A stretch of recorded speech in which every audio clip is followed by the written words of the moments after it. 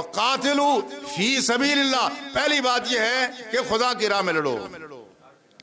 لڑو تو کس کے لیے لڑو؟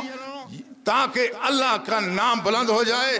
لہذا ہمارے جہاد میں مغرب کی لڑائیوں میں بنیادی فرق یہاں مقصد کے اعتبار سے پڑ جاتا ہے۔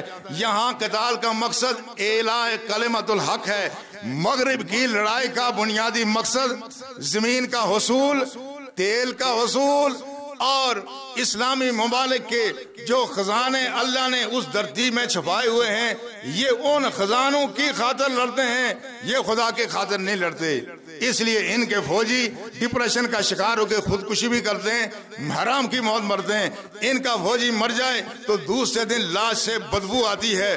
کوئی اگر قاتلوا فی سبیل اللہ، جو راہ خدا میں جو مرے، وہ برسوں بھی اس کی لاش سے نہ کوئی آسمانوں کے کوئی پرندے نیچے آ کے نوچتے ہیں، نہ جنگلوں کے درندے نوچتے ہیں، نہ زمین اس کو کھاتی ہے، نہ اندر کی کیمسٹری اس کے جسم کو تباہ برباد کرتی ہے۔ تو پتہ چلا کہ راہ خدا میں قتال کرنا یہ کتنے عظیم بات ہے، اور پیسے کی خاطر، تیل کی خاطر، سونے کی خاطر، زمین کی خاطر لڑنا یہ بالکل دوسری بات ہے۔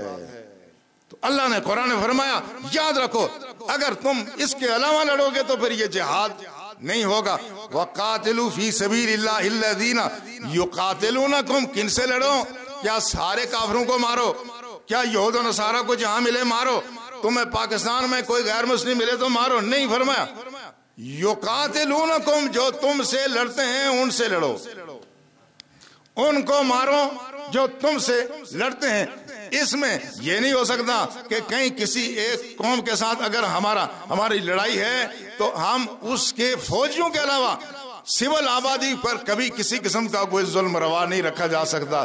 رسول اللہ صلی اللہ علیہ وسلم نے اپنے زمانے میں بھی جو جہاد کی اجازت دی اور جو جہاد کا حکم دیا، اس میں ہر لشکر کو جانے سے پہلے رسول اللہ صلی اللہ علیہ وسلم جو تاکید فرماتے تھے، ایک ہندو مصنف راما کرشن راؤ، جس کی کتاب کا میں اکثر آپ کو حوالہ دیتا ہوں، اس نے بڑی محبت سے مگر حقیقت پر مبنی کتاب لکھی ہے۔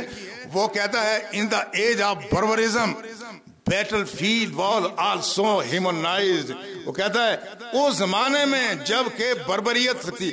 اچھا یہ مغرب کے لوگ اتنے بے ایمان ہیں، اتنے بددیانت ہیں، انہوں نے بربریت کی ایک اصطلاح استعمال کر کہ بربریت کیا ہوتا ہے؟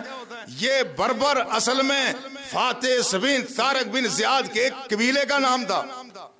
یہ بربر کوئی ظلم اور زیادتی کا نام نہیں ہے، یہ ہمارے اس عظیم فاتح کے قبیلے کا نام تھا۔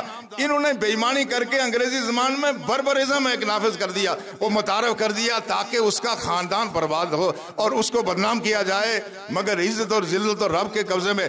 مگر یہ کہتا بربرزم کی اب اصطلاح استعمال ہو گئی۔ اس ہندو مصنف نے کہا کہ بربریت کے زمانے میں محمد عربی صلی اللہ علیہ وسلم فداہ ابی و امی، فرمایا انہوں نے تو میدان جنگ کو انسانی اقدار سے روشناس کرا دیا۔ بربریت کے زمانے میں بھائی میدان جنگ میں بھی کوئی دشمن کو بھی معاف کرتا ہے۔ یہ کہتا ہے انگریزی میں بڑی تفصیل اس نے کہ کسی کو چیٹ نہیں کرنا، دھوکہ نہیں دینا، کسی کے ساتھ دغا نہیں کرنا اور کسی کے ساتھ عیب شکنی نہیں کرنا، بچوں کو قتل نہیں کرنا، خواتین کو قتل نہیں کرنا، اور وہ لوگ جو اپنی عبادت گاہوں میں عبادت کرتے ہیں ان کو نہیں قتل کرنا، اور درخت بھی جو پھلدار درخت ہیں ان کو بھی قتل نہیں کرنا، اور دودھ دینے والے جانوروں کو بھی قتل کرنے سے اپنے ہاتھ کو کھینچنا۔ جس نبی نے اور جس اللہ کی دین نے ہمیں پھلدار درخت بھی کاٹنے سے منع کیا، وہ انسانوں کا قتل عام کیسے اس کی اجازت دے جا سکتا ہے؟